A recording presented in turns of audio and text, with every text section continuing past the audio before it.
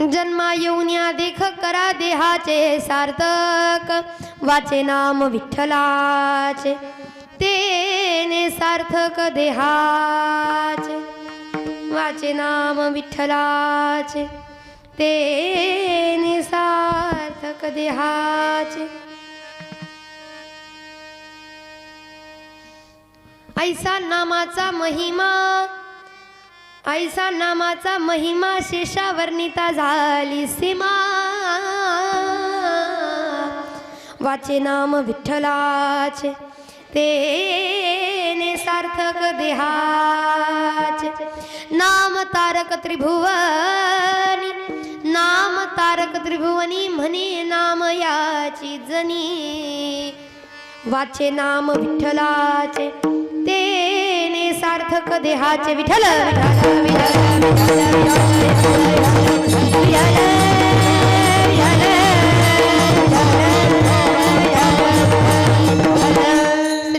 श्री राधे जी मेरे स्वामिनी मेरा राधे जी कदास जन्म जन्म दीजो मोहे वृंदावन को वास. पांडुरंगा करू प्रथम नमन, पांडुरंगा करू प्रथम नमन, पांडुरंगा करू प्रथम नमन, पांडुरंगा करू प्रथम नमन, पांडुरंगा करू प्रथम नमन, पांडुरंगा करू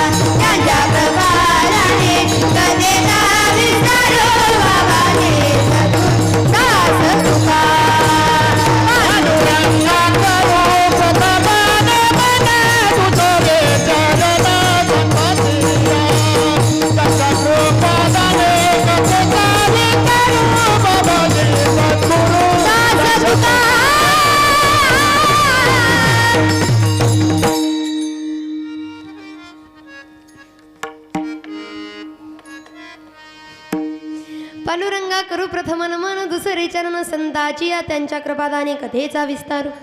बाबाजी सद्गुरुदास तुका श्री गुरुचरण सरोज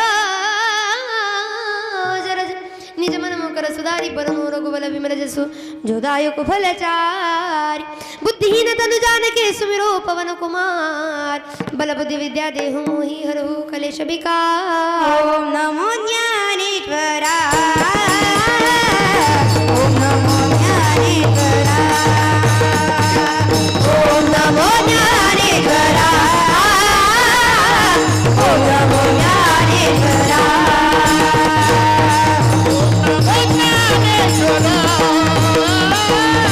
ओम नमो ज्ञानेश्वरा, ओम नमो ज्ञानेश्वरा, ओम नमो ज्ञानेश्वरा,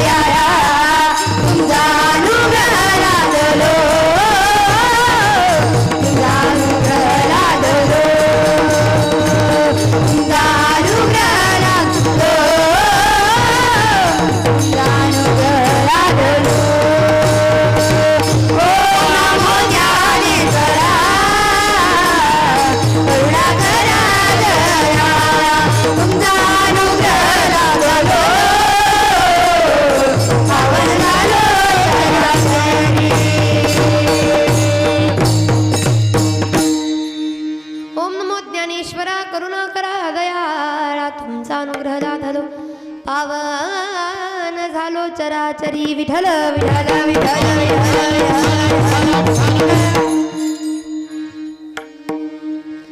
नगेंद्रहाराय त्रिलोचनाय भस्मांगरागाय महेश्वराय नित्याय शुद्धाय दिगंबराय तस्मै नकाराय नमः शिवाय तस्मै नकाराय नमः शिवाय तस्मै नकाराय नमः शिवाय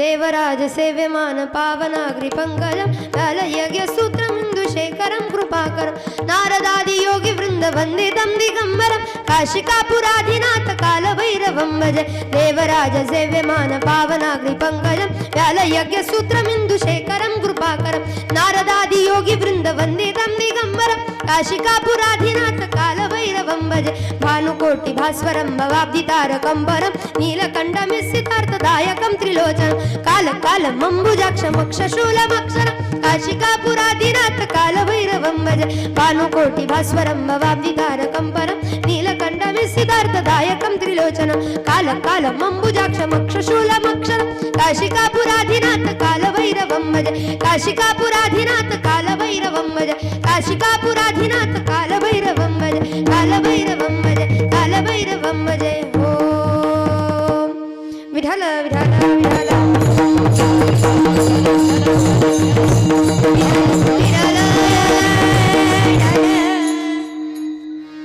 जन्मा येऊन्या देख करा देहाचे सार्थक वाचे नाम विठ्ठलाचे तेने सार्थक देहाचे प्रस्तुत प्राप्त प्रसंगी प्राप्त स्थळी कीर्तन रूपी सेवेकरता उच्चारलेला अभंग महान भगवत भक्त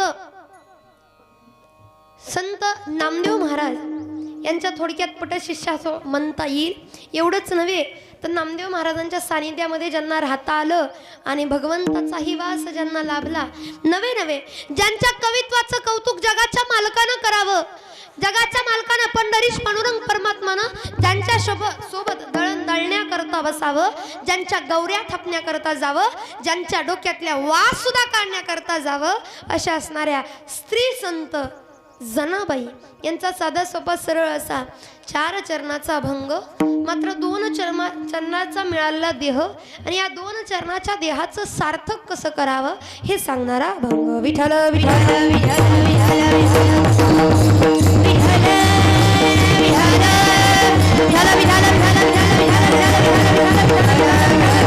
जनाबाई महाराज अभंगामध्ये सांगता जन्मा येऊन या देख करा देहाचे सार्थक जन्माला आलेला आहात तर देहाचं सार्थक होईल याचा प्रयत्न करा मग या देहाचं यथार्थ महत्व जनाबाई महाराज या अभंगामध्ये वर्णन करतात गड्या कारण लाख मोलाचा देह आहे देह पुन्हा पुन्हा भेटू शकत नाही म्हणून मिळालेला देह असा वाया घालू नका तर मिळालेल्या देहाचं सार्थक करण्याचा प्रयत्न करा मग तुमच्या आमच्या सामान्य जड जीवांनी जनाबाईला प्रश्न करावा का हो जनाबाई आम्ही देहाचं सार्थक केलं असतं पण देहाचं सार्थक कशाने होणार आहे हे आम्हाला माहीत नाही कशाने होईल सांगा ना जनाबाई महाराज सांगतात वाचे नाम विठ्ठलाचे तेने सार्थक देहाचे वाचेने जर विठ्ठलाचं नाम घेतलं तर मात्र या देहाचं सार्थक झाल्याशिवाय राहणार नाही कारण की नामाचा महिमाच असा आहे की मुखामध्ये भगवंताचं नाम आलं जीवाचं सोनच होतं सार्थकच होतं कारण ऐसा नामाचा महिमा शेषावर्णिता झाली सीमा बोलायला शब्द सुद्धा शिल्लक नाही एवढा मोठा नामाचा महिमा आहे नवे नवे जो देवाचा महिमा नाही तो देवाच्या नामाचा महिमा आहे बरं म्हणून देवापेक्षा सुद्धा देवाचं नाम श्रेष्ठ आहे कारण या त्रिभुवनामध्ये या कलियुगामध्ये कलीच्या वाऱ्यापासून आपल्याला कुणी वाचू शकत नाही पण वाचवणारी या कलियुगात काय असेल एक मात्र भगवंताचं नाम आहे कारण नाम तारक त्रिभुवनी एक मात्र भगवंताचं नाम आहे म्हणून ज्याला वाटतं आपण तरावं त्याने भगवंताच्या नामाला धरावं आपण भगवंताच्या नामाला धरलं की आपण तरलो आणि हे जर खोटं वाटत असेल आम्ही उगाच सांगतो असं वाटत असेल हे साधं व्यक्ती कोणी सांगत नाही सांगताय कोण म्हणे नाम याची जनी किती अधिकार हो अधिकाराने सांगतात की बाबा हो नामाशिवाय तरणे नाही नामाशिवाय देहाचं महत्व नाही किंवा या देहाला सार्थकी लावू शकत नाही तर सार्थकी लावण्याकरता नाम मुखामध्ये घ्या वाचेमध्ये घ्या या अभंगामध्ये जनाबाई महाराज सांगतात अभंगाचा शब्दशः अर्थ चिंतनाकडे वळण्यापूर्वी फक्त दयाघन शंकर गुरु महाराज दयाघन शंकर गुरु महाराज शंकर गुरु महाराज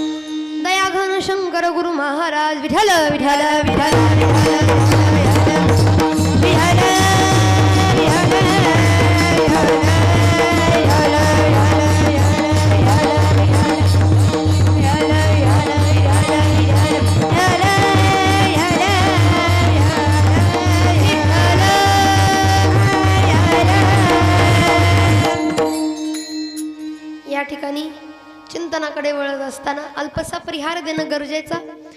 तसं सगळ्याला ज्ञात आहे, माहीत आहे, तरी कीर्तन करायचं कर्तव्य म्हणून आज या ठिकाणी असणारे हे संपूर्ण शिंदे परिवार आणि या शिंदे परिवारातील आधारवड ज्यांनी खऱ्या अर्थाने या शिंदे परिवाराला सुखाचे दिवस आणून दिले असे असणारे कैलासवासी ज्यांचं आजचं हे 7वं पुण्यस्मरण आहे, अशा असणारे 7वी पुण्यतिथी ज्यांची आहे कैलासवासी शंकर साधू शिंदे बाबांचं असणारं 7वं पुण्यस्मरण. आता खरं विचार केलं तर 7वी पुण्यतिथी आहे बरं. 7वी पुण्यतिथी अगदी तेवढ्याच उत्साहामध्ये तेवढ्याच मोठ्या वातावरणामध्ये आज या ठिकाणी असणारे त्यांचे चिरंजीव त्यांचा संपूर्ण परिवार या ठिकाणी असणारे संजय काका विजय काका आदी करून असणारे संपूर्ण मंडळी एकत्र येऊन त्यांच्यासाठी करत आहेत. आज 7वी पुण्यतिथी आहे बरं. काही काही ठिकाणी विचार जर केला ना बाबा वर्षश्राद्ध बळबळ करतात, करावं म्हणून करतात का, आता जग करत नाही केलं तर नावं बिवं ठेवतील म्हणून करतात. पण पुण्यतिथी 7वी आहे, पण 7वी पुण्यतिथी सुद्धा अगदीच न त्यांना विसरता आज बाबांना जाऊन एक 7 वर्ष पूर्ण झाली तरी त्यांच्या नावाने 7 वर्ष झाली तरी त्यांच्या नावाने एवढं सगळं करतायत. आणि सांगू तुम्हाला, माणूस जर हृदयस्थ असेल ना, माणूस जर हृदयाच्या स्थानी असेल ना, त्याच्यावरती अफाट जीव अफाट प्रेम असेल ना, तर तो माणूस जाऊन 7 वर्ष काय 10 वर्ष काय 50 वर्ष होऊ द्या तरी त्या व्यक्तीचं विस्मरण होत नाही हो. आणि हे दाखवून द्यायचं कामच हे आपले शिंदे परिवार करत आहेत.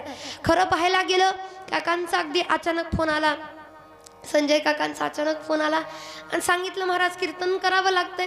आणि करावं लागतं म्हटलं, आमची सकाळची तारीख शिल्लक होती, संध्याकाळची गेलेली होती आणि तेही का तर आम्हाला अंतर येणं होतंय का नाही असं वाटत होतं. रात्री लोणावळ्याला होतो आम्ही, आता येणं होतंय का नाही, पण तरी सुद्धा काकांची फार इच्छा होती, नाही महाराज काही लय अट्टहास नाही, पण आपण करतो प्रत्येक वर्षी, जरा साधच करायचं पण तुम्ही कीर्तन घ्या.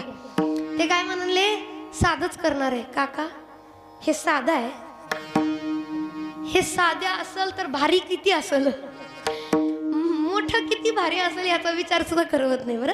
आणि म्हणून अगदीच आता खरं पाहायला गेलं तर आमचं रक्ताचं नातं वगैरे नाही, पण रक्ताच्या पलीकडचं जे नातं आहे ना, मानलेलं मनाने जोडलेलं जे नातं आहे ना, त्या नात्यांमुळं खरं तर इथं यावं लागतं. आणि सांगायला गेलं इथं आल्यानंतर शिंदे परिवारामध्ये संजय काकाच्यात आल्यानंतर कधी असं वाटलं नाही की परक्याच्यात आलो, कधीच वाटलं नाही. नेहमी एरिवारी दुसऱ्या घरी जात असताना, दुसऱ्या गावी जात असताना असं वाटतं की दुसऱ्याच्या गावात आलो, दुसऱ्याच्या घरी आलो, पण इथं आल्यानंतर कायम असंच वाटतं की आपल्या घरी आलो बरं, आपल्या घरी आलो कायम वाटतं बरं. कारण ही माणसं जीवाला जीव देणारी माणसं आहेत. म्हणून असणारे संपूर्ण शिंदे परिवार अगदीच माझ्यावरती लेकीसारखं प्रेम करणारे काका या ठिकाणी आहेत. म्हणून आज असणारे शिंदे परिवार 7वं पुण्यस्मरण आहे, त्यांना न विसरता त्यांच्यासाठी करतात. त्यांच्यासाठी एकदा जोरदार टाळ्या झाल्या पाहिजे. खऱ्या अर्थाने कलियुगातल्या लेकरानं हा आदर्श घेणं गरजेचं आहे. कारण ज्या बापानं आपल्याला घडवण्याकरता, आपल्याला सुखाचे दिवस आणण्याकरता जीवाचं रान केलं, ज्या बापानं आपल्या काळजी करता स्वतःचा कधी विचार केला नाही, ज्या बापानं स्वतःला झिजवलं आपलं चांगलं करण्याकरता, आपण शेवटच्या श्वासापर्यंत त्या बापाच्या ऋणी आहोत, त्या बापाचं देणकरी आहोत. म्हणून त्याच वडिलांच्या कष्टाची उपकाराची जाणीव ठेवून प्रत्येक गोष्ट करणं गरजेचं आहे. आणि ती या शिंदे परिवाराकडे पाहून कळते गड्या. आज त्याच आपल्या वडिलांच्या बाबांच्या कष्टाची जाणीव ठेवून या ठिकाणी एवढं सगळं करत आहेत. मी म्हणे अशीच त्यांची सेवा करत राहा. त्यांचं प्रेम, त्यांचा आशीर्वाद कायम आपल्या परिवारावरती राहू. विठ्ठल विठ्ठल.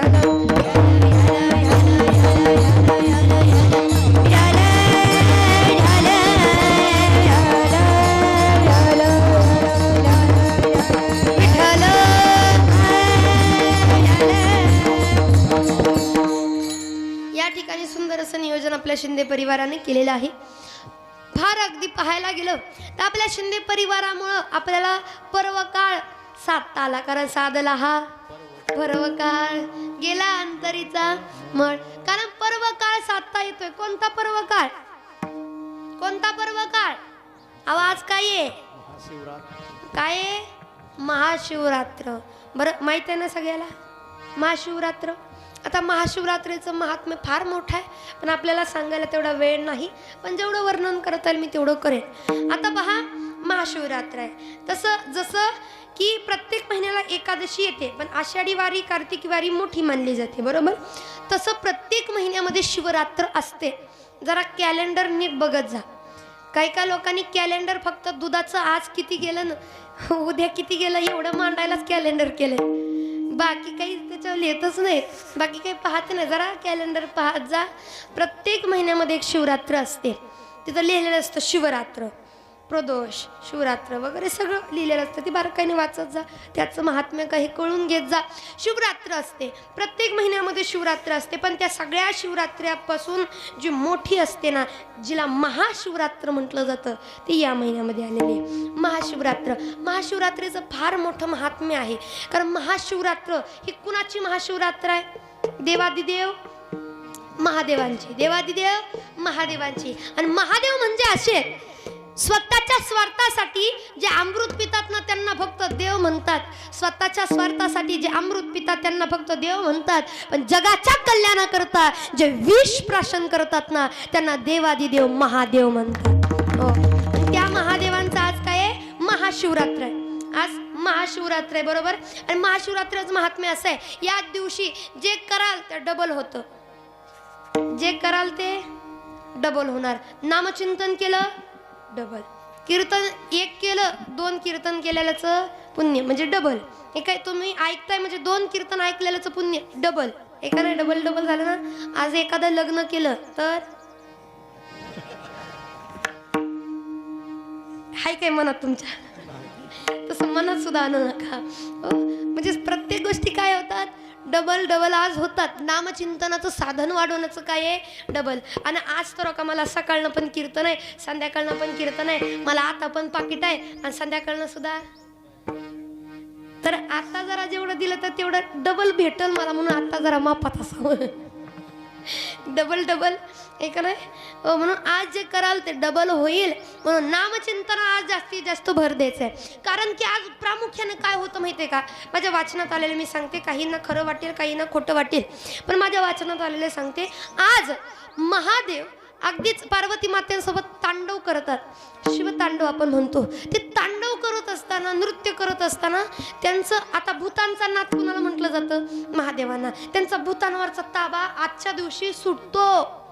आजच्या दिवशी भूतांवरचा ताबा सुटतो. आणि ताबा सुटला की जे अतृप्त आत्मा आहे, आता या घरच्यांनी, आपल्या शिंदे परिवाराने बाबांसाठी केलं, बाबांना मोक्ष मिळाला. बाबांसाठी 7 वर्ष झालं ते करतात, मोक्ष मिळाला, दुसरा जन्म मिळाला. त्या दुसऱ्या जन्मात सुद्धा त्यांना इथं केलेलं पुण्य जाऊन तिथं भेटायला लागलं, तिथला आशीर्वाद इथं भेटायला लागला. पण काही लोक जी करत नाहीत, जे आईबाप असून सुद्धा आईबापाला अनाथांसारखं वागून देतात, ज्यांना मोक्ष मिळत नाही त्यांना भटकावं लागतं. मग भटकलेल्या जीवांना त्या 7 सांभाळणारं काम कोणाचं असतं? महादेवांचं असतं. आणि त्याचाच नियंत्रण आजच्या दिवशी सुटतो. आणि आजच्या दिवशी नियंत्रण भूतांवरचं सोडून महादेव नृत्य करतात. म्हणून आजच्या दिवशी जरा भूताचं वारं लागणं हे होऊ शकतं, बरं. म्हणून वड्याकुड्यातनं जाताना जरा जपून जा. बाकी माझं काही म्हणणं नाही. हो, चिंचाच्या झाडाखाली उभा राहताना जरा ते म्हणतात ना लोक, असतं वगैरे काही म्हणतात. हां, कारण की लोक म्हणतात भूत नसतात. पण तुम्ही सांगा कडे, माणूस आहे, राक्षस आहे, देव आहे, मग भूत का नाहीत? आहे का नाही? कारण की माणूस मेल्यानंतर पुढची प्रोसेस म्हणजे भूताचीच आहे का नाही? हां, म्हणून खऱ्या अर्थाने पाहायला गेलं आज भूतांच्या नाथाचं नृत्य असतो. आणि ते सगळं म्हणजे अगदी विसरून जातं. बरेच मोठं महात्म्य आहे. महाशिवरात्र म्हणजे साधी सुधी नाहीत. परंतु आज अशा पर्वावरती तुम्हा आम्हाला कीर्तन श्रवण करता येते, महात्म्य गाता येते, याच्या नावभाग्याची गोष्ट काय? विठ्ठल विठ्ठल.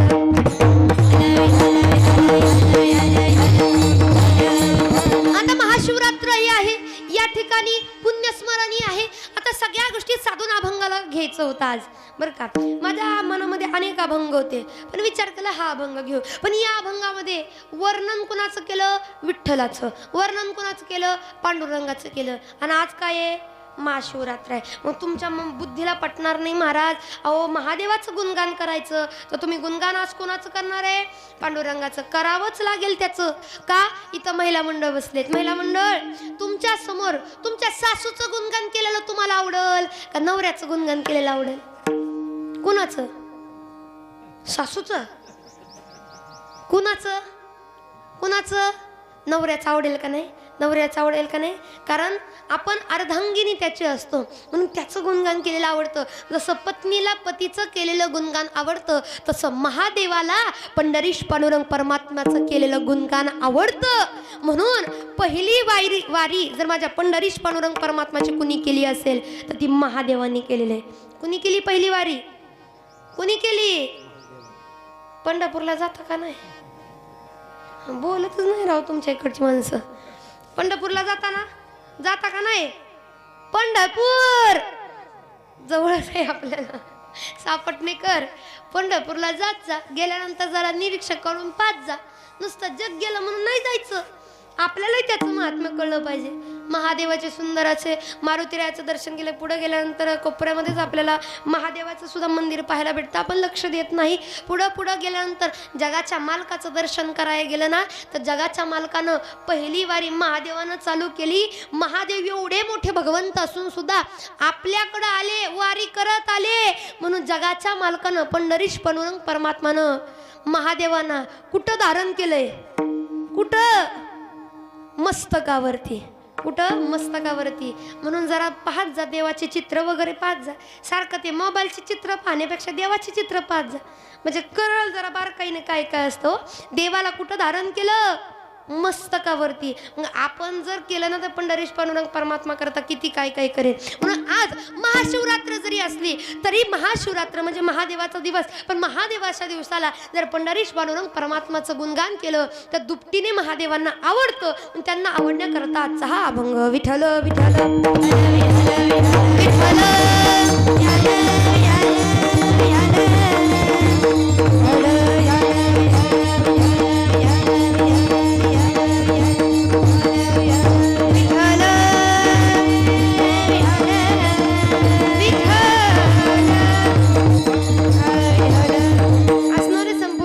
परिवार आज बाबांच्या नावाने एवढं सगळं करत आहेत.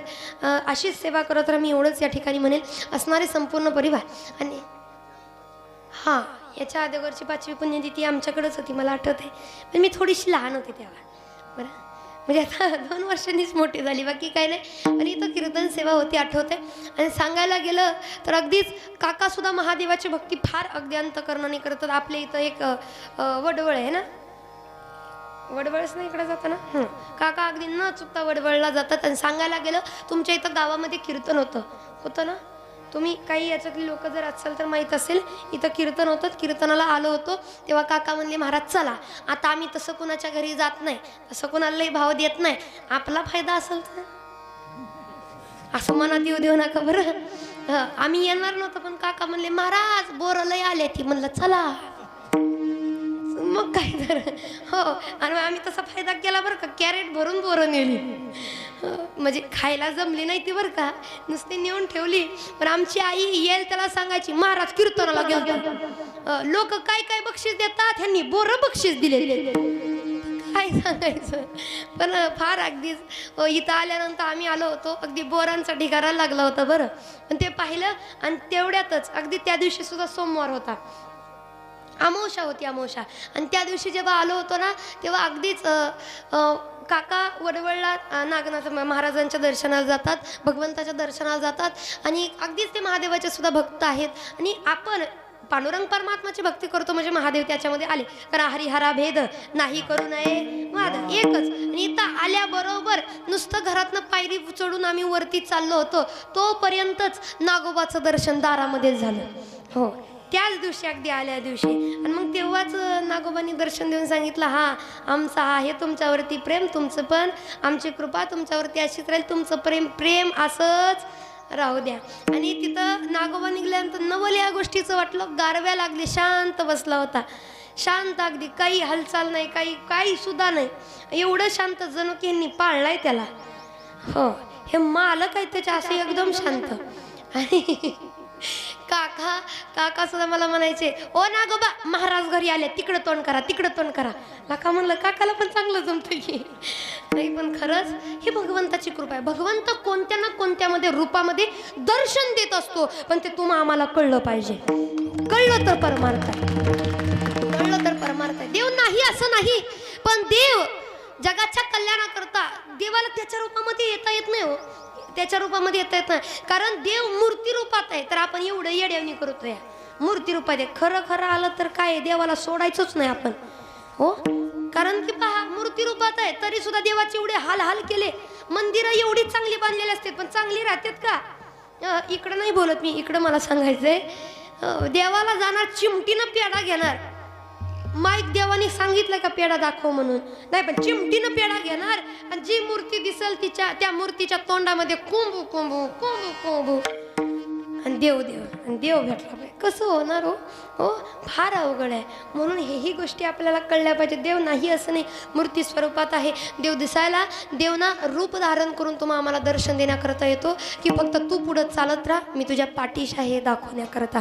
आपली श्रद्धा तेवढी पाहिजे, आपली निष्ठा तेवढी पाहिजे, तरच भगवंत कोणत्या ना कोणत्या रूपामध्ये दर्शन देतो. हे शिंदे परिवाराकडे पाहून कळतं गड्या. म्हणून असणारे संपूर्ण शिंदे परिवार, सुंदर असे असणारे संपूर्ण मंडळी, या ठिकाणी संपूर्ण टाळकरी, या ठिकाणी भगत काका, कुबेर काका आदी कोण असणारे संपूर्ण मंडळी, या ठिकाणी बाबा उपस्थित आहे. सुंदर असे पेटी मास्तर, दोन्ही मृदुंगाचार्य, विनेकरी बाबा. सगळ्यांसाठी एकदा जोरदार टाळा झाल्या पाहिजे. सगळ्याच्या अगदीच मी आभार व्यक्त करते. जास्त नामोल्लेख करण्याकरता वेळ नाही, पण या ठिकाणी सुंदर असं कार्यक्रमाची शोभा वाढवण्याचं काम जे करत आहेत, सुंदर असं सिस्टीम, या ठिकाणी सिस्टीमवाल्या दादांकरता एकदा जोरदार टाळा झाल्या पाहिजे. दोघं पण आहे का? दोघं आहे का? एकच आहे? दोघं पण आहे का? वा वा वा वा, चांगली गोष्ट आहे. मग हां, एकच नंबर झाला. आता तर मी आधीच विचारून घेते बरं, कारण की पहा मला सिस्टीमवाल्या दादांचं कौतुक करायची सवय आहे. हे सोपं नसतं. हे एक जर जळलं का नाही, म्हणजे जळू नये, माझं म्हणणं नाही जळावं, पण जळलं तर त्यांचं फार नुकसान आहे. पण आपले कार्यक्रम चांगले व्हावे याच्याकरता कशाचीही पर्वा न करणारे म्हणजे कोण आहेत? सिस्टीमवाले दादा. आता तुम्ही दोघं बसलाय म्हणून तुम्हाला दोघांना सांगते बरं, वरच्या भागात जर मी गेले ना आणि सिस्टीमवाल्यांचं कौतुक करायला लागले, तर नुसतं सिस्टीमवाल्यावरती बोलायला लागले, तर एवढं सिस्टीमवाल्यांना माझं केलेलं कौतुक आवडतं. कीर्तन झाल्यानंतर 5,000 रुपये बक्षीस देऊन जातात वरच्या भागातले. एवढं पटलं तुम्हाला? टाळ्या वाजवत आहे. म्हणून तुम्हाला आधीच विचारलं, तुम्ही दोघं आहे ना? आता नाही म्हणायचं नाही. हां, वरच्या भागातले किती देतात? किती? तुम्ही बरं ध्यानात ठेवलं. हां, 5 देतात. इथं दोघं आहे, म्हणजे यांनी किती द्यायला पाहिजे? 2.5. मी मग कसं केलं? वरचे 5 देतात, तुम्ही दोघं आहे म्हणजे 10 तरी. आता तुम्ही तेवढं दिलं की मला पाकिटाची गरजच पडत नाही. ते तर आताच डोकं खांजवायला लागले. कीर्तनातनं उठून जाऊ नका म्हणजे झालं माझं कीर्तनच सार्थकी लागलं. नाही, पण फार फार गोड सिस्टीम आहे. करावं तेवढं कौतुक कमी या ठिकाणी. आणि सुंदर असं नियोजन केलेलं आहे. आणि काकाने फार गोड नियोजन केलं. नाही म्हणत एवढं नियोजन करणं, एवढी माणसं गोळा करणं म्हणजे सोपी गोष्ट नाही. आणि या ठिकाणी हा सगळा कार्यक्रम आपल्याला आवर्जून पाहता यावा याच्याकरता असणारे रंग कीर्तनाचा यूट्यूब चॅनलवर आहे दादा. या ठिकाणी त्यांच्याकरता एकदा जोरदार टाळ्या झाल्या पाहिजे. वा मावशा हो, जी माई चांगली बसल, जी नीट कीर्तन ऐकल, तीच कॅमेऱ्यामध्ये दिसल, चांगली दिसल. बरं, म्हणून चांगलं दिसायचं असेल तर नीट बसा, व्यवस्थित बसा, व्यवस्थित कीर्तन ऐका. कारण की जी लोक टकामका माझ्याकडे बघत उघड नाक डोळं मोडत कीर्तन ऐकणार आहेत ना, ती सगळी कॅमेऱ्यामध्ये दिसणार आहे. मला सगळं कळणार आहे. बरं, परत असं होऊ नये म्हणून चांगलं कीर्तन ऐका. विठ्ठल विठ्ठल विठ्ठल.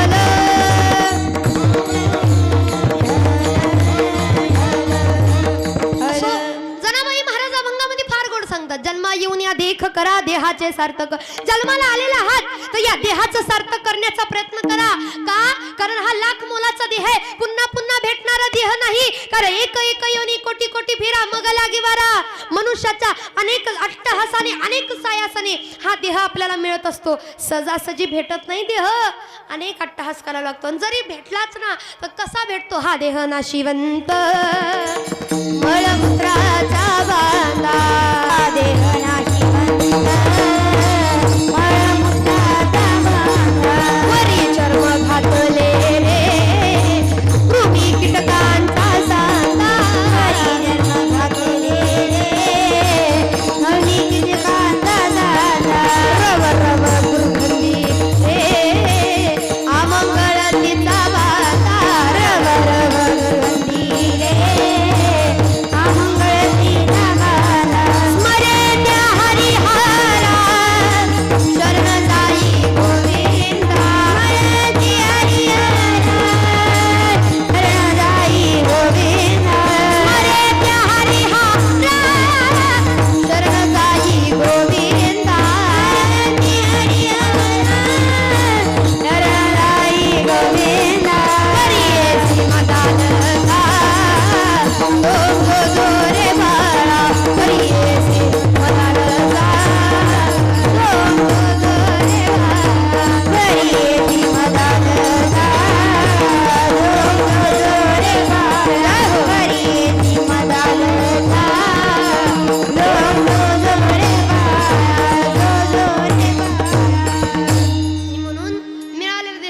नाशिवंत देह जाणार सकळ आयुष्य खातो काळ सावधान नाशिवंत देह आहे जाणारा देह आहे माहीत आहे आपल्याला तरी आपण घालवतोय वाया वाया घालू नका अनेक अट्टहासाने भेटलं ऐका इथं सगळं पुन्हा पुन्हा भेटू शकतं हे पुन्हा पुन्हा भेटू नाही शकत हे शरीर पुन्हा पुन्हा भेटू शकत नाही ऐका फोन खराब झाला ना नवीन घेऊ शकतो गाडी तुटली ना गाडी धडकली ना नवीन घेऊ शकतो एखादा कपडा जुना झाला फाटून गेला तर ते कपडा सुद्धा नवीन घेऊ शकतो पण हे शरीर निघून जर गेलं ना आपण पुन्हा आणू शकत नाही म्हणून माणसाने या देहाचं सोनं करण्याचा प्रयत्न करावा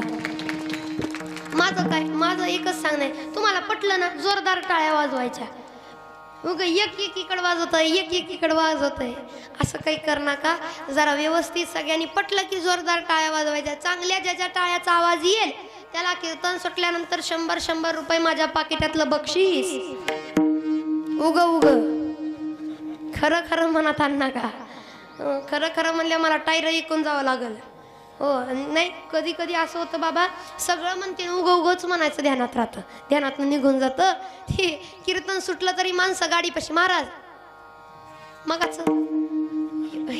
एवढ्या टाळ्या वाजवल्या मगाचं बघायला अवघड होतो म्हणून फक्त लक्ष द्या आणि म्हणून पहा देह पुन्हा पुन्हा भेटत नाही म्हणून माणसानं या देहाचं सोनं करावं कारण की फार अट्टहासाने भेटतो पण आपल्याला याचं महत्त्व कळत नाही आपण वाया घालवतो वाया जाऊ नये याच्याकरता साधू संतांनी फार आपल्याला विनंती करावी फार सांगावं की बाबा हो आता तरी पुढे हाची उपदेश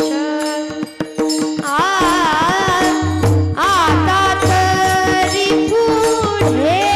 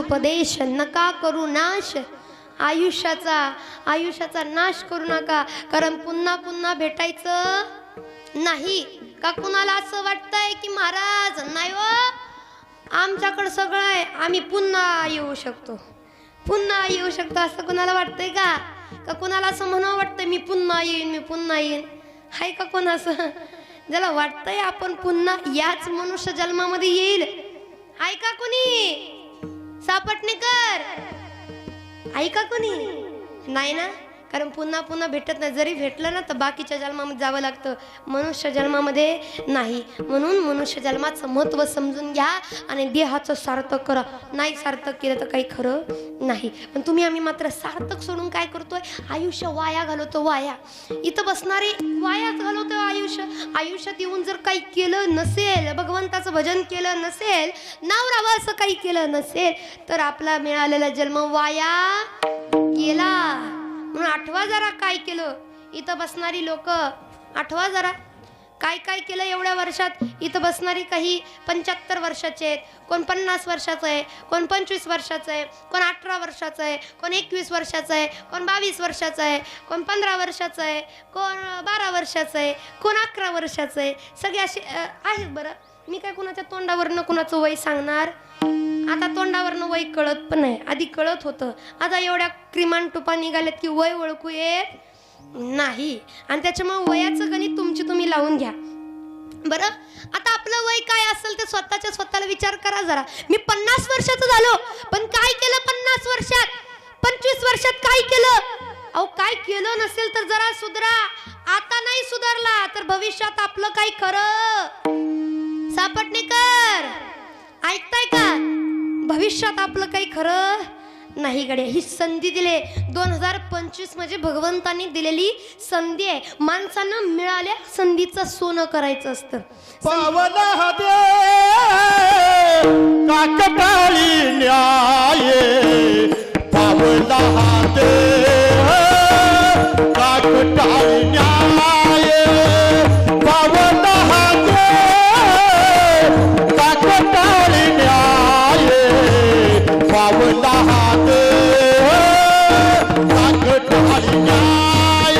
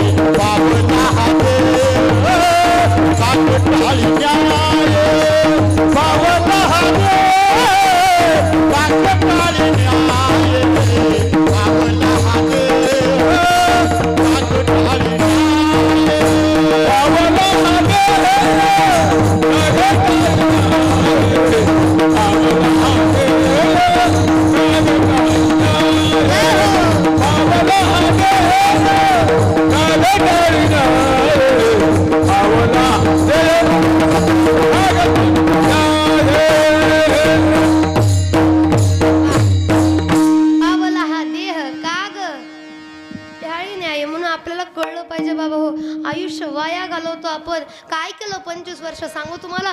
नसेल 25 वर्षात काय केलं तर जे 25 वर्षात आपल्याला करणं नाही झालं ते 2025 मध्ये तरी करून दाखवा. नाहीतर वाया गेलंच. आपण देहाचं सार्थक करत नाही का तर वाया घालवतो. म्हणून आता तुम्हाला संधी भेटली, जनाबाईचा अभंग कळाला, मीच कीर्तन सांगायला उभा राहिले म्हणून जरा देहाचं सार्थक करून घ्या. नाहीतर आपली अवस्था कशी होऊन जाईल सांगू तुम्हाला. उदाहरण देते, कारण लोकांना ना सिद्धांत कळण्याकरता दृष्टांताची जोड देणं फार गरजेचं आहे. म्हणून पहा, एक राजा त्याच्या सैनिकाला घेऊन अगदी जंगलामध्ये शिकार करता गेला. शिकारी वेशेमध्ये शिकार करण्याकरता गेला. आतमध्ये जात असताना आतमध्ये गेला आणि आतमध्ये गेला तो भटकला. सैनिक निघून गेले, सैनिक पाठीमागं राहिले, हा मात्र आत गेला. जंगलामध्ये घुसत गेल्यानंतर मात्र याला पाठीमागं येणं, परत यायचा रस्ताच विसरून गेला. आता मात्र अवघड झालं आणि रस्ता शोधत रात्र झाली. त्याने विचार केला इथं मुक्काम करावं तर हिंस्त्र पक्षी आपल्याला खाऊन टाकल्याशिवाय राहणार नाही आणि परत जावं तर रस्ता शोधायला आपला वेळ निघून जाईल आणि रस्ता शोधेपर्यंत आपल्या राज्यापर्यंत जाईपर्यंत आपलं काही खरं नाही. कारण सकाळपासून अन्न पाण्याचा कण सुद्धा पोटामध्ये गेलेला नाही. जे काय होतं ते सैनिकांसोबत तेच नाहीत म्हणे. आता मग काही खरं नाही, आता मेल्याशिवाय आपण राहत नाही. कुठंतरी पोटापाण्याची सोय करू, मग पुढचा रस्ता पाहू.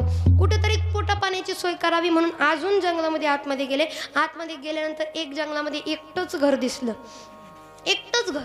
ते एकट्याच घरी गेल्यानंतर पाहिलं तर माय तिथं अंधारचं दिव्याच्या वातीमध्ये भाजी चिरत बसली होती. स्वयंपाक करायचं होतं ना रात्रीचा, भाजी चिरत बसली होती. दारामध्ये राजाने घोडा बाजूला लावला. राजा उतरला घोड्यावरून खाली आणि त्या माईला म्हणे, माय फार भटकलोय, फार जोराची भूक लागली गड्या, भुकीने व्याकुळ झाले, तहान भूक लागली गड्या, माझ्या पोटापुरतं मला काहीतरी खायला द्या, मी जन्मभर तुमच्या ऋणी राहील. म्हटल्यानंतर माईने सांगा, अहो ठीक आहे म्हणे, थांबा 2 मिनटं. माई आतमध्ये गेली. घरामध्ये जाऊन थांबा म्हणे, घरामध्ये जाऊन त्या माईनं काय केलं, काहीतरी पाहिलं असेल बाहेरून. म्हणे ठीक आहे म्हणे, बस मी वाढते जेवायला. ती म्हणे माई पण घरामध्ये कोणाला विचारून आला का? म्हणे विचारायचं नाही हो, स्वयंपाक सकाळचा होता, मग तो गरम करावा लागतोय का नाही, दुसरं बनवावं लागतंय का, पाहावं लागेल का नाही, कारण तुम्ही आमच्या घरी आला, तुम्ही अतिथी बनवून आले, अतिथी देवो भव, तुमचं पोट भरणं माझं कर्तव्य आहे, पण तुम्हाला शिळ तरी कसं खाऊ घालायचं म्हणून पाहावं म्हटलं, म्हणून पाहिलं. ठीक आहे म्हणे, जेवायला बसले. जेवायला वाटलं, ऐका, जेवायला वाटल्यानंतर राजाने विचार केला, मी कुठला आहे, मी कुठून आलो, मी कोणत्या उद्देशाने आलो, ह्या महिलेने विचारलं नाही. न विचारता जेवण द्यायला तयार झाली. बरं असं तरी तिच्या मनात यायला पाहिजे होतं, चोर बीर असला तर खायला प्यायला मागतोय, खाऊन पिऊन चोरी बिरी केली तर असं तरी मनामध्ये यायला पाहिजे होतं. पण असं मनामध्ये न येता डायरेक्ट मला जेवायला वाढलंच कसं, मला जेवायला वाढलंच कसं म्हटल्यानंतर विचार करत होते. महिला ती वाढण्याकरता आली. त्याने विचारलं, का हो माय, मी कोण आहे, मी कुठला आहे, माझं नाव काय, माझं गाव काय, काहीच तुम्ही विचारलं नाही. मला लगेच मी जेवण वाढण्याकरताच तयार झाला, जेवण मला दिलंही, पण मी असं तुमच्या मनात नाही का आलं, चोरीच्या उद्देशाने आला असेल, कशाच्या उद्देशाने, खाऊन पिऊन चोरी करणार असेल, असं का मनात आलं नाही. म्हटल्यानंतर त्या महिलेने सांगावं, नाही गड्या, मला तुम्ही कोण आहे, कुठला आहे, काय आहे मला माहीत नाही, पण तुम्ही माझ्या दारात येऊन मला काय मागितलं, अन्न मागितलं. माझं पहिलं कर्तव्य आहे, भुकेला जर आपल्या दारात आला तर त्याचं पोट भरणं माझं पहिलं कर्तव्य आहे. भले मग तो चोर असो किंवा राजा असो किंवा भिकारी असो किंवा श्रीमंत असो, तो आपल्या दारात आला ना तर तो उपाशी जाता कामा नये. हे माझं संस्कार आहेत म्हणे. त्याच्यामुळं मी असं जाऊन देणार. भले तुम्ही हे झाल्यानंतर चोरी का करेना, पण चोरी करताना तरी तुमच्या लक्षात येईल ना की या माईच्या हातचे 2 घास आपण खाल्लेले आहेत, चोरी कशी करावी, खाल्लेल्या अन्नाला तरी जागृत राहाल का नाही. म्हणून नाही गड्या, माझं पहिलं कर्तव्य तुम्हाला अन्न द्यायचं, म्हणून मी अन्न देते. कारण अन्न हे परब्रह्म, आपल्याकडे अन्न काय म्हटलं जातं, परब्रह्म म्हटलं जातं, म्हणून मी तुम्हाला अन्न देणार आहे म्हणे. म्हणून खरं सांगू, जीवनात तुम्हाला जगाला काही देता नाही आलं ना, नका देऊ, पण अन्नदान तरी करा, अन्नदान तरी करा. कर्णानं आयुष्यभर सगळं दिलं होतं, सगळं सोन्या नाण्यापासून सगळं दिलं, पण कधी अन्न दिलं नाही. वरती गेल्यानंतर त्याला अन्नच दे ना कुणी, का, कारण तू कुठं अन्नदान केलं होतं, तू काय केलं होतं, सोनं दान केलं होतं. खा सोनं, जमल का खाऊन. मग तसं अजून जर केलं नसेल अन्नदान तर करायला लागा, नाही तर परत काय कर नाही. पुढचं लय गणित मोठं मी सांगत बसत नाही, पण अन्नदान तरी करावं. आपल्या घासातला घास इतरांना देणं म्हणजे आपली संस्कृती आहे, आणि ते संस्कृती जपणं आपलं काम आहे गड्या. हो, म्हणून आपल्या दारात आलेला माणूस कधी उपाशी पोटी जाता कामा नाही. आणि आपल्या दारात जेवलेल्या माणसाचं पुण्य आपल्याला कधी भेटतं, जेव्हा तो पोटभर खाऊन तृप्तीची ढेकर देतो ना, आणि ते ढेकर जेव्हा आपल्या कानावरती पडते, आपल्या घरातलं आपलं अन्न खाऊन जेव्हा तो ढेकर देतो ना, खऱ्या अर्थाने ते अन्न दिलेल्याचं पुण्य आपल्या पदरामध्ये पडतं. म्हणून अन्नदान करत जा, फार मोठी गोष्ट आहे अन्नदान. आता आमच्या बाबतीत, आमच्या गुरुवर्यांच्या बाबतीत जर विचार केला, कधी दुसऱ्याच्या हातचं खात नाही, कारण अन्नदान करत असताना कुचक्या मनाने कधी करून लागतं. बरं, अन्न एखाद्याचं अन्न खाताना, एखाद्याचं अन्न आपण खाल्लं आणि त्याने कुचक्या मनाने जर अन्नदान केलं असेल ना, तर ते अन्न आपल्याला नीट व्यवस्थित पचत नाही पचत बाबा. मग किती तुम्ही गुलाबजाम दाबू खा, गुलाबजाम खा, काही खा, पण देणाऱ्याची भावना चांगली नसेल तर काही खरं नाही. म्हणून जसं खाणाऱ्याचं मन चांगलं असतं ना, तसं देणाऱ्याचं सुद्धा चांगलं असावं. कारण आहार सुद्धा फार गरजेचं. अन्न, कारण युक्त आहार विहार नेम इंद्रियाशी सार, म्हणून हेही आपल्याला कळलं पाहिजे. मग अन्नदान करता आलं पाहिजे. जगात श्रेष्ठ, सगळ्यात श्रेष्ठ दान म्हणजे काय आहे? अन्नदान आहे. आता मी माझ्या बाबांना सुद्धा सांगितलं, आता आम्ही विठ्ठल रुक्मिणी मंदिर बांधकाम चालू केलं ना, बाबांना सुद्धा सांगितलं की मंदिर झालं की एक पाटीच लावून ठेवायची. येते 24 तास अन्नदानाची सेवा उपलब्ध होईल. 24 तास. भरे तो माणूस रात्रीच्या 3 वाजता जरी आला ना, तरी तो रिकाम्या पोटाने जाता कामा नये. तो पोट भरून जेवूनच इथून गेला पाहिजे, याची सोय करायची गड्या. भविष्यात हे करणं माझं स्वप्न आहे. मी ते करून दाखवणार सुद्धा आहे बाबा. कारण आपल्या दारात कोणी, मला त्याचा अनुभव आलेत. लांब लांब कार्यक्रमाला फिरतो ना, लांब लांब. माझा जेवणाचा विषय येत नाही. माझा स्वतःचा डबा असतो. एक तर मी खाऊन निघते आणि माझी कॅपॅसिटी एवढी, मी 4-4, 5-5 दिवस उपाशी म्हणलं तर काढू शकते. माझं काही मला त्याचं वावगं वाटत नाही. पण आमच्यासोबत जे आलेले असतात ना, त्यांना सण होत नाही. त्यांना आमच्या सिद्धीताई, म्हणजे तुमचं आता नाही सांगत हा, उदाहरण द्यायचं म्हणून, बाकीच्या लेकर आहे शेवटी, त्यांना भूक लागणारच आहे. आणि भुकेने व्याकुळ होतात. मग काही माणसं अशी असतात, त्यांना पाकिट दिले मग त्यांची ती पाकिटावारी बघतील ना, अशी म्हणणारी असतात. पाकिट दिलं म्हणजे आम्ही आमच्या पोटाची सोय करायची असं नसतं गड्या. म्हणून पाकिट दिलं म्हणजे आपण एखाद्याची किंमत करून घेतलं असं अजिबात नाही. हे ओळखून घ्या. मला ही का गोष्ट बोलावी लागते माहिती आहे का? लोक त्याच्यावारी महाराज लोक निवडायला लागलेत, त्याच्यावारी, आणि त्याच्यावारी किंमत करायला लागलीत. बघतील त्यांचे ती काय ठिकाणी ते असं की काही भाव सुद्धा द्यायचं नाही, बघायचं नाही. अरे आम्ही साधू संतांच्या विचारावरती चालणारी माणसं आहेत. इथपर्यंत यायला साधना किती करावी लागते. साधू संतांचे विचार रोमामध्ये भिनवावे लागतात, तेव्हा ही साधना सहज उपलब्ध होत नाही. इथं येण्याकरता अनेक अट्टहास करावे लागतात, सगळे ग्रंथ उलगडावे लागतात, सगळं माथ्यामध्ये घालावं लागतं आणि परत तुमच्या समोर मांडावं लागतं. सहजासहजी नाही. तुम्हाला जर माईक दिला तर एक सुद्धा प्रमाण आठवायचं नाही. आणि लोक म्हणतात हे असं होईल आणि तसं होईल. फार अवघड आहे. मला तिकडं जायचं नव्हतं, पण लोकांच्या भावना आज बदलल्यात म्हणून सांगावं लागतं. म्हणून अन्नदान करा, मन सोक्त करा, मन सोक्त. मनामध्ये कुठलाही कुचकापणा न ठेवता. माझ्या बाबतीत विचार केला, मी दुसऱ्याच्या घरचं पाणी सुद्धा पित नाही बाबा. त्याची भावना चांगली नसेल तर त्याचं पाणी सुद्धा आपल्याला वर्ज्य आहे. भले तुमची भावना चांगली असू दे, पण माझे काही तत्व आहेत, त्याच्यामुळे पाणी सोडा. चहा बघितलं असेल तुम्ही, काकांचं आमचं अगदी घरातल्यासारखं नातं आहे. चहा नाही, दूध नाही, पाणी नाही, काही नाही. आपण आपल्या तत्वाशी प्रामाणिक राहावं. आपण कुणाच्या बंधनात नाही राहावं, पण आपण आपल्या तत्वाशी प्रामाणिक राहावं, तत्व सांभाळावी. आणि म्हणून अन्नदान हे सगळ्यात श्रेष्ठ दान आहे. म्हणून अन्नदान केलं म्हणे तुम्ही मग कोणी असे ना, चोर जरी असला तरी मला काही हरकत नाही. अन्न दिल्यानंतर एवढा राजाला आनंद झाला. मी कोण आहे कुठला न विचारता माईने माझं पोट भरलं. काय बोलावं या बाईला, काय बोलावं. राजाच्या मुखातनं शब्द फुटे ना, पटकन अन्न ग्रहण केलं. म्हणे घराचा करता धरता कोण नाही का? तोपर्यंत घराचा करता दाता पुरुष म्हणजे त्या स्त्रीचा पती तिथं आला. म्हणे कोण आहेत, काय आहेत, त्यांनीही विचारलं नाही. तो म्हणे काय पाहिजे होतं यांना? म्हणे जेवण करायचं. दिलं का जेवण? म्हणे दिलं. पोटभर झालं का बाबा तुमचं जेवण? म्हणे झालं. राजाला नवल वाटलं, याने विचारलं नाही कोण आहे कुठला आहे काय. एवढा आनंद राजाला झाला. म्हणे मी आता प्रस्थान करतो, मी येतो. राजा राज्यात गेला. आता सापडत नव्हता रस्ता, पण शोधत सकाळपर्यंत कसा तरी राज्यामध्ये पोहोचल्यानंतर सैनिकांनी म्हणावं, राजासाहेब आलात तुम्ही? आम्हाला वाटलं गेलात तुम्ही, आम्हाला वाटलं गेला, पण तुम्ही आला म्हणे. का रे, मला लावायचं होतं? नाही म्हणजे तसं नाही हो, पण आलात तुम्ही, बरं झालं म्हणे. कसं आला काय आला? राजाने सगळी हकीकत सांगितली. राजे म्हणे पहिल्यांदा त्या जोडप्याच्या घरी गेलं पाहिजे. परत सैन्य घेतली आणि परत सगळं सैन्य घेऊन तिकडं अगदीच ह्याच्यामध्ये गेले, जंगलामध्ये गेले. गेल्यानंतर दोघं पती पत्नी दारातच उभे होते. राजाने घोड्यावरून खाली उतरावं, हात त्या दोघांसमोर जोडावे. त्या माईने म्हणावं, का हो राजासाहेब आमच्यासमोर का हात जोडताय? आम्ही काय केलं आमच्यासमोर हात जोडायला? म्हणे माई ओळखलं नाही का? म्हणे नाही ओळखलं. म्हणे खरंच नाही ओळखलं. अहो म्हणे रात्री ज्या भुकेल्याची तुम्ही भूक भागवली होती ना, तो म्हणजे मी आहे. म्हणे तुम्ही वाटत नाही हो. नाही हो, रात्री शिकाऱ्याच्या वेशामध्ये होतो ना, आता राजाचा पोशाख घातला. आता मला सुद्धा कीर्तनाच्या पोशाखात असले तर ओळखतात, नाही तर ओळखत नाही. तसं मी एकतर कीर्तनकार वाटत नाही. मग काय पोत्रात भिजरात असते हो तुम्हाला? कीर्तनकारच आहे हो, वाटून घ्या हो. म्हणून फार अवघड आहे. कारण पोशाखावरून लोक ओळखतात. आता तेवढं एक आहे.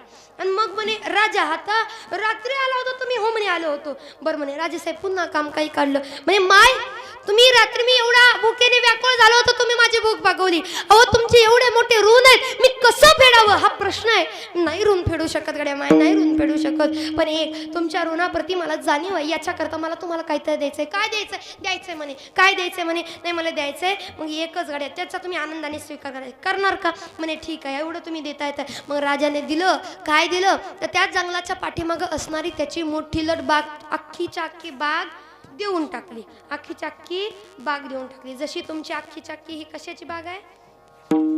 बोराची बाग आहे. म्हणजे मी द्या म्हणत नाही, कशी आहे तुमची बाग ना तशी त्यांची बाग होती. ती बाग त्यांनी अख्खीच्या अख्खी देऊन टाकली. दिल्यानंतर एवढा आनंद झाला आणि त्या जोडप्यांनी आपलं आपलं दिनचर्येचं काम चालू केलं. पण त्यांचं काम काय होतं माहिती आहे का? ते बाबा एकच काम करायचं, त्या स्त्रीचा पती एकच काम करायचे, लाकडं जाळायचे, त्याचा कोळसा करायचा आणि कोळसा विकायचा. म्हणजे त्यांचा व्यापार कशाचा होता? कोळशाचा. आता जागेवर या जरा. कोळशाचा व्यापार होता. आणि कोळशाचा व्यापार करत असताना दररोज त्यांचं एकच काम, कोळसा विकायचं. राजाने तर आता दुधामध्ये साखरच टाकली. दुधामध्ये साखरच टाकली का? अख्खीच्या अख्ख्या बागच दिली. मग कोळशाचा आता किती पैसा होईल असं वाटायला लागलं त्यांना. मग त्यांनी विचार केला आणि आता कोळशाचा पैसा करायला लागले. पण एक दिवशी झालं असं, पाऊस थोडंसं पडलं होतं, ओली चिंब लाकडं झाली, त्याचा कोळसा करायला म्हणून लाकडं नेऊन विकली. लाकडं नेऊन विकल्यानंतर मात्र लाकडं घेऊन जात असताना त्या माणसाने पहिले म्हणे बाबा दररोज तर तुम्ही कोळसा घेऊन येता, आज लाकडं? हो म्हणे, जरा ओली चिंब झाली होती म्हणून आणली. बरोबर म्हणे, ठीक दाखवा बरं. दाखवली आणि ते लाकडं पाहिली. त्या लाकूड घेणाऱ्या माणसाने म्हणावं का हो बाबा ही लाकडं कशाचे आहेत तुम्हाला माहित आहे का? म्हणे कशाचे? नाही माहित तुम्हाला? म्हणे नाही माहित. अहो बाबा दररोज तुम्ही काय विकण्याकरता येता? कोळसा. तर तुम्हाला माहित नाही हे लाकूड कशाचं आहे? चंदनाचं लाकूड आहे. कशाचं? चंदनाचं. ते काय म्हणले माहिती आहे का? त्यांचं उत्तर आहे का? चंदनाचं असलं का आणि येड्या बाबळीचं असलं काय? मला काय करायचंय? माझं काम काय आहे? कोळसा करायचं. म्हणे मला काय करायचंय? अहो म्हणे बाबा तुम्हाला कळत नाही. म्हणे का कळत नाही? अहो तुम्ही कोळशाला किती पैसे कमवता? कोळशाचे पैसे किती येतात? एवढे येतात. किती येतात मला माहित नाही, माझा कोळशाचा व्यापार नाही, त्यामुळे मी नाही सांगू शकत. म्हणे एवढे पैसे येतात असं. अहो त्या कोळशाचे जेवढे पैसे येतात ना त्याच्या एक पट नाही, दुप्पट नाही, तिप्पट नाही, 5 पट नाही, 10 पट तुम्हाला या फक्त एक लाकूड विकलेल्याचं पैसे भेटतील.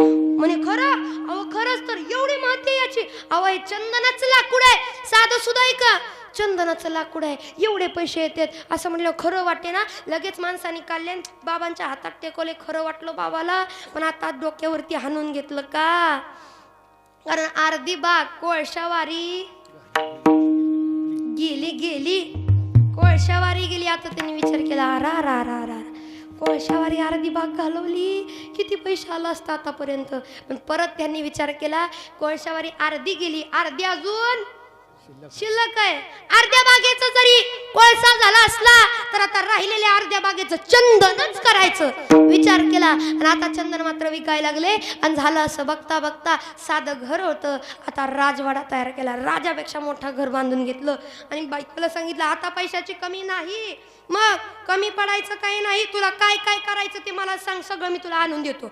काय काय पाहिजे तुला? सोनं नाणं राणी हार देऊन तसलं ते हार बिर असते, मला काही त्याची नावं येत नाही. म्हणे हे हार ते हार सगळं आणायला लावलं. मग बायकांना कसं असतं, सोन्याची जरा जास्त हौस असते हो.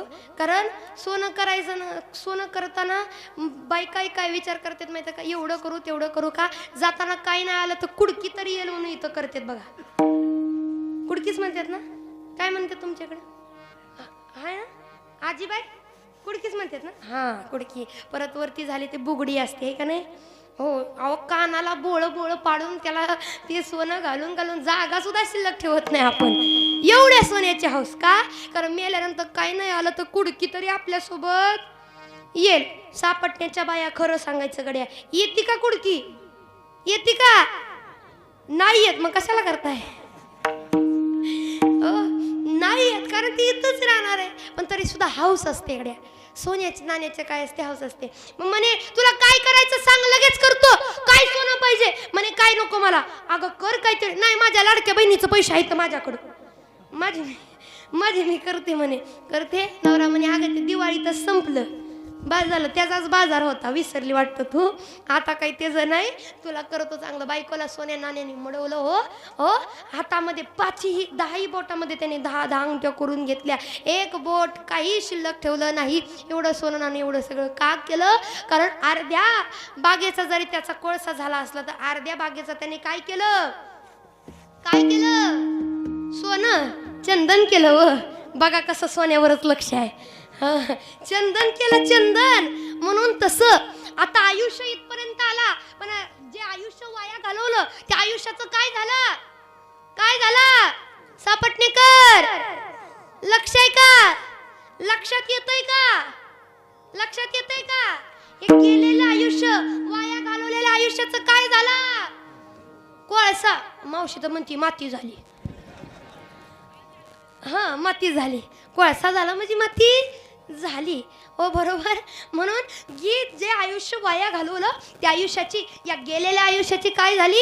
माती झाली, कोळसा झाला. पण हे आयुष्य उर्वरित जे आयुष्य आहे ना, या आयुष्याचं आपल्याला सोनं करायचंय, चंदन करायचंय, तरच या देहाचं सार्थक होईल. आणि म्हणून जनाबाई महाराज सांगतात की तुमच्या आमच्या जीवनाचं कोळसा करू नका, याचं सोनं करा, याचं सार्थक करा.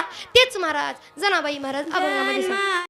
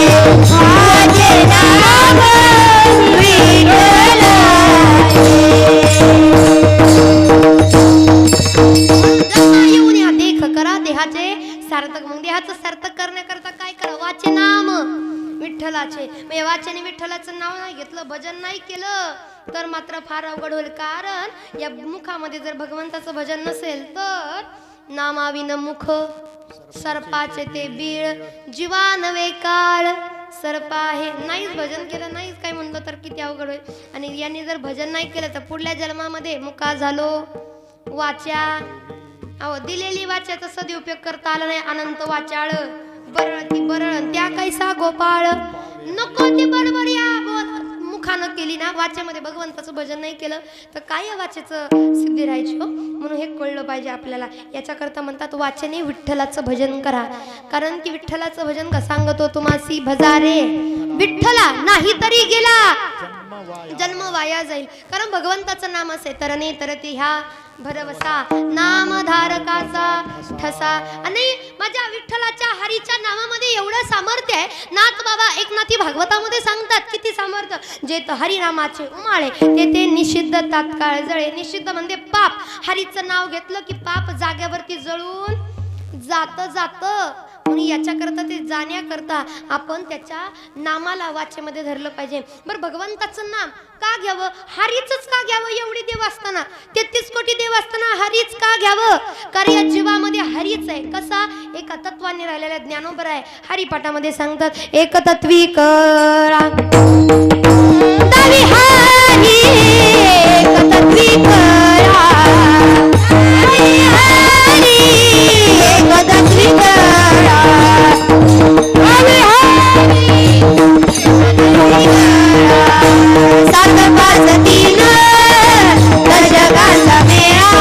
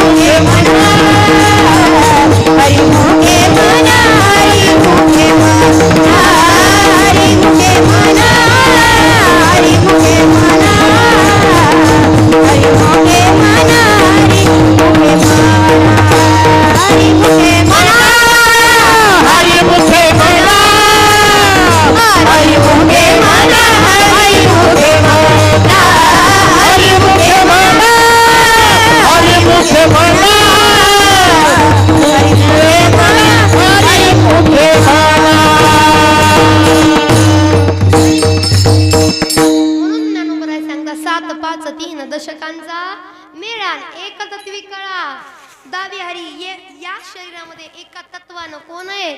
हरी आहे, हरी विठ्ठल आहे. म्हणून या वाचने काय करायचं? विठ्ठलाचं भजन करायचंय. कसा हरी आहे? तर ज्ञानोबरांनी स्पष्ट भाषेमध्ये सांगितलं. याच्यामध्ये कसा आहे? 7 5 3 दशकांचा मेळा. आता जर ज्ञानोबरांच्या अभंगाचा गणिताच्या द्वारे जर विचार केला तर मेळा कितीचा घालायचा आहे? शाळेत गेला ना तुम्ही? शाळेत गेला ना? हो म्हणा, नाही तर नाही म्हणा, मी थोडी बघायला आली आहे शाळेत. बरं ते जाऊ दे, शाळेत जरी गेला नसला काय झालं तरी वजाबाकी बेरीज वगैरे तरी आपल्याला येते ना? येते ना वजाबाकी गुणाकार बेरीज? अहो येते का नाही? काय खरं नाही गड्या. वजाबाकी बेरीज साधं सोपं गणित आहे. येते ना? येते का नाही? अहो बोला हो. येते ना, साधं सोपं आहे. म्हणून साधं सोपं लय अवघडच जात नाही बरं. आणि म्हणून जर गणिताचा विचार केला, मेळा कितीचा घालायचा आहे? 10चा. कितीचा? 10चा. पटापटा उत्तर द्यायचं. जे उत्तर द्यायला मग त्याला माझ्याकडनं 100 रुपये उग. हा पण भेटणार बरं, स्वप्नात का होईना पण देणार. म्हणून जरा लक्ष द्या. 7 5 3 दशकांचा मेळा. 10चा मेळा आणायचा. मग 7 आणि 5 7 आणि 5 7 आणि 5. लेकर म्हणत होते आता काय ना? लेकर शाळेत जाताना तुम्ही? शाळेत जाताना मास्तर चांगला आहे ना तुम्हाला? हा चांगला आहे म्हटल्यानंतर चांगली उत्तर द्या. 7 आणि 5 12. 7 आणि 5 12. 7 अधिक 5 12 आणि 12 अधिक 3 किती झाले? 15. म्हणजे 10 येत नाही. 7 5 3 10 येत नाही. मग आता वजा बाकीचं गणित करू. 7 आणि 5 12. 12 वजा 3. आता 10 आले का? 10 आले का? 10 आले का? नाही. मग किती आले? 9 आले. म्हणजे आता पण 10 येत नाही, 1 कमी पडते. मग असं करू आपण, काय करू? 5 घालूनच टाकू. मग काय करू? 7 अधिक 3 किती झाले? 10 आले का? मग काय 5 काय पुजाय ठेवायचा आहे? हा महाराजांनी सांगितलं म्हणलं घ्यावा तर लागलच की हो. सोडून जपतो का आपल्या मनानं? तर ऐका, ज्ञानोबरायांचे अभंग म्हणजे गणित करायचा विषय नाही. जर गणित करायला गेलं तर एकच सांगेल गड्या. 7 5 3 दशकांचा मेळा, एक तत्वी कळा, तत्वानं एकच हरी दाखवायचा. कसा? तर ऐका. 7 5 3 7 या शरीरात असणारी 7 चक्र कोणती सांगायला मला वेळ नाही. घरी गेल्यानंतर तुम्ही गुगल करा. गुगलवर बघा, सगळं भेटते. कारण पुस्तक वाचा म्हणजे तुम्ही वाचायचं नाही बरं का. फोन बघा म्हणजे आवर्जून बघणार, तेवढा चान्स भेटणार. लेकर तर म्हणणार महाराजांनी सांगितले गुगलवर बघायला, थांब मला बघू दे. ती दुसरंच बघणार पण माझ्या नावाखाली बघून घेणार बरं फोन. आणि म्हणून आता गुगलवरती बघा तुम्ही गेल्यानंतर 7 चक्र शरीरातली कुठली? आपल्या हे शरीर आहे, शरीरात राहतो 7 चक्र आपल्याला कळली पाहिजे. मूलाधार, मणिपूर चक्र, स्वादिष्टान चक्र. हो सॉरी, मला सांगायचं नव्हत्या, पण 7 चक्र आहे. तुम्ही घरी गेल्यानंतर बघा, सगळं सांगितलं की लोक त्याच्याबद्दल दक्षता घेत नाहीत. 7 चक्र असतात शरीरामध्ये. म्हणून पहिलं गणित सुटलं. 7 काय आहे? तर 7 या शरीरात असणारी चक्र. 5 काय आहे? तर पंचमहाभूतांनी तयार झालेलं शरीर. पंचमहाभूत कोणती? घरी गेल्यानंतर गुगल करायचं, मी लय सांगत बसत नाही. चला, आणि पंचमहाभूते नंतर 3 काय आहे? या शरीराच्या असणाऱ्या अवस्था, लहानपण, तरुणपण आणि म्हातारपण. म्हणजे 7 5 3 विषय संपला. पण मेळा कितीचा घातलाय? मेळा कितीचा आहे? दशकांचा मेळा. आता दशकांचा मेळाचा जर विचार करायला गेलं, दशकांचा मेळा कसं? या शरीरात असणारे 5 ज्ञानेंद्रिय, 5 कर्मेंद्रिय मिळून किती झाली? 10. आला का दशकांचा मेळा? आता 5 ज्ञानेंद्रिय कुठली, 5 कर्मेंद्रिय कुठली? घरी गेल्यानंतर गुगलवर सर्च करा. मी सांगत नाही बरं, कारण आता गुगलवर काय भेटत नाही तुम्ही सांगा? गुगलवर सगळं भेटतं, पोरगी सोडून सगळं भेटते. बाकी गुगल असं आहे की काही विचारते तो, काही विचारतात गुगलवरती. तर झालंही तसं. म्हणून पहा, 7 5 3 या शरीरात असणारी 7 चक्र, पंचमहाभूतांनी तयार झालेले शरीर, शरीराच्या 3 अवस्था, 5 ज्ञानेंद्रिय, 5 कर्मेंद्रिय मिळून तयार झालेलं हे शरीर. या शरीरात काय येतं? एक तत्वी कळा, दावी हरी. म्हणून या शरीरामध्ये काय दाखवलेलं आहे? हरी दाखवलेला आहे. म्हणून त्या हरीचं, त्या विठ्ठलाचं आपल्याला या वाचने काय करायचंय? भजन करायचंय. अभंगाचं दुसरं चरण. नाम विठ्ठलाचे वाचे, नाम विठ्ठलाचे वाचे, नाम विठ्ठलाचे वाचे, नाम विठ्ठलाचे. महादेव देव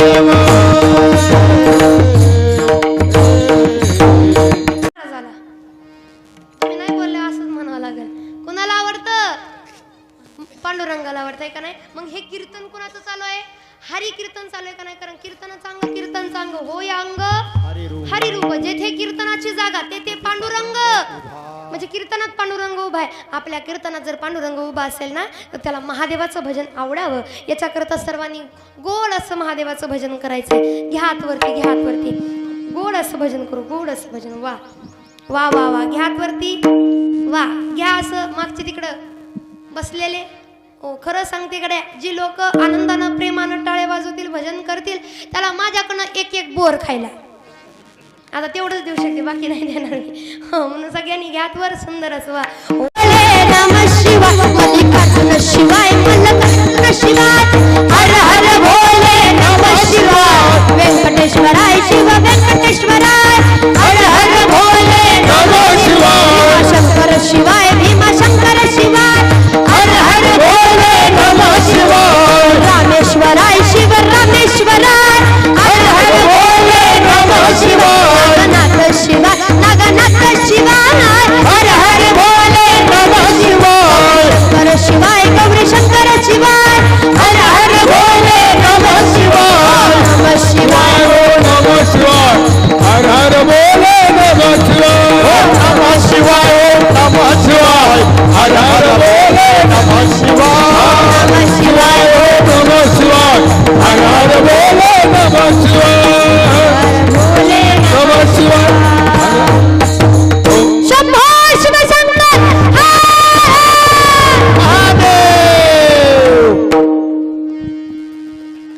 म्हणा की जरा झालं. आता कीर्तन सुटल्यानंतर भूक लागलं पाहिजे ना.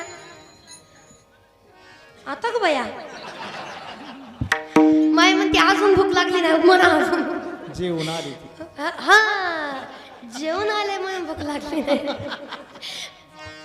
अगं बया म्हातारी डेंजरच दिसते.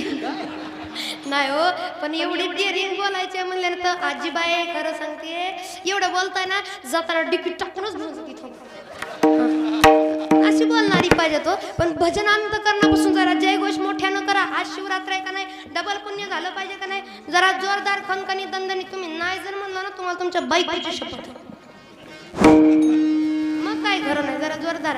मावशा हो, तुम्हाला पण सांगणार, तुम्ही पण नाही म्हणला ना का हो मावशी, तुम्हाला पण सांगणार. तुम्ही मग अशी मला म्हटलं होतं ओळख ठेवा, माझी ओळख आहे.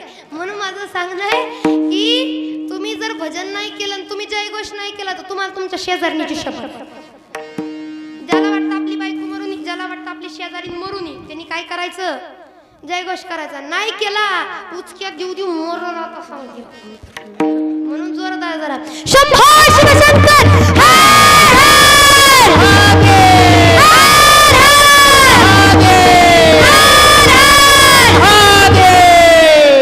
वा वा वा. आता 2च मिनिटं भजन केलं, किती बरं वाटलं, किती बरं वाटलं का नाही. तुम्हाला एवढं कशाचं टेन्शन आलं. लय टेन्शन नाही घ्यायचं, लय टेन्शन घ्यायचं का उभी न करी बाबा. लय टेन्शन घ्यायचं बरं आहे ना.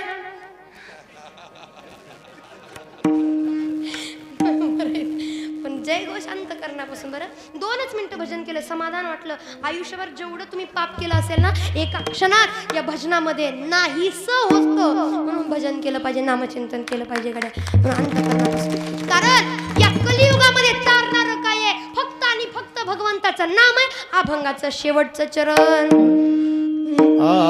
नमतारक त्रिभुवनी नमतारक त्रिभुवनी नमतारक त्रिभुवनी नमतारक त्रिभुवनी हरि नाम याची जनी हरि नाम याची जनी वाजे नाम विठलाचे माझे नाम विठलाचे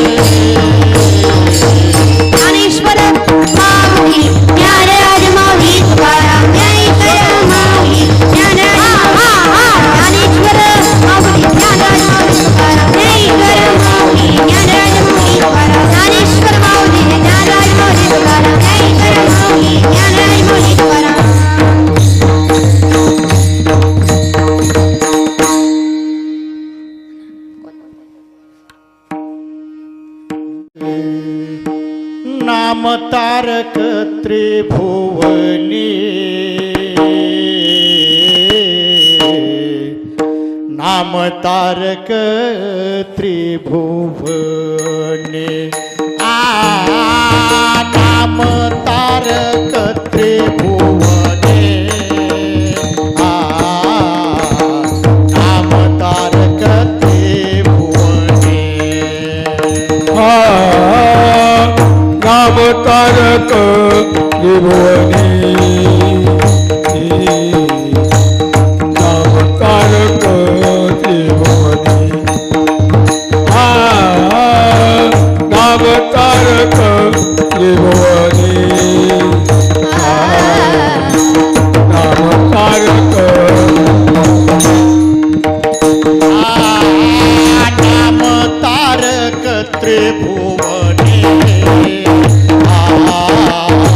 नाम तारक त्रिभुवनी नाम तारक त्रिभुवनी नाम तारक त्रिभुवनी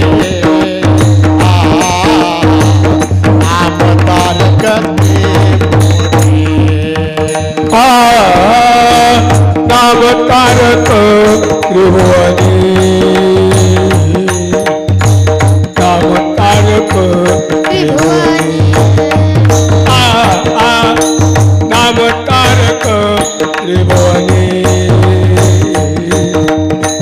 नाम तारक त्रिभुवनी म्हणे नाम याची जने म्हणे नाम याची जने म्हणे नाम याची जने म्हणे नाम याची जने नाम वाचे विठ्ठलाचे वाचे नाम विठ्ठलाचे वाचे नाम विठ्ठलाचे वाचे नाम विठ्ठलाचे म्हणे नाम याची जनी